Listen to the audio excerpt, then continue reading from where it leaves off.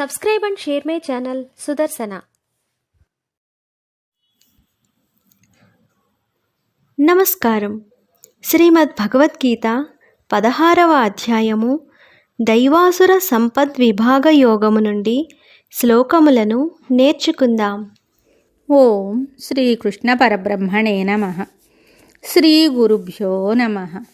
శ్రీమద్ భగవద్గీత 16వ అధ్యాయము దైవాసుర సంపద్ విభాగ యోగము 8వ శ్లోకము.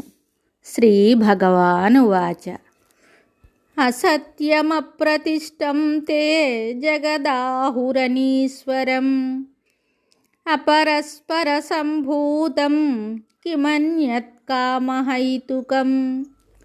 అసత్యమప్రతిష్టం తే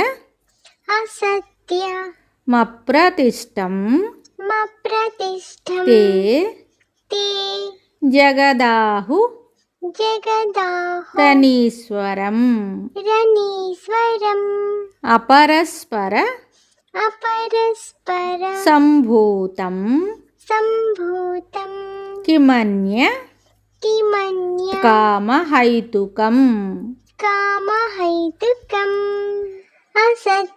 అసత్యమప్రతిష్టం తే జగదాహురనీశ్వరం అపరస్పర సంభూతం కిమన్యత్ కామహైతుకం. ఈ శ్లోకమునకు భావము భగవానుడు చెప్తున్నాడు.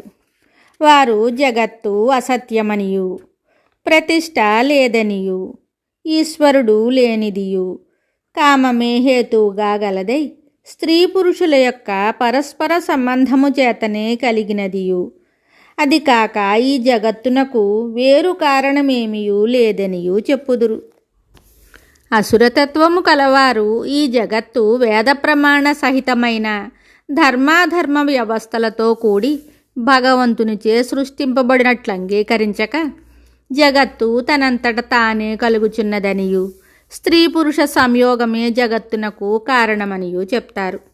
వారిది స్థూల దృష్టియే కావున వారికి అంత మాత్రమే కనిపిస్తుంది.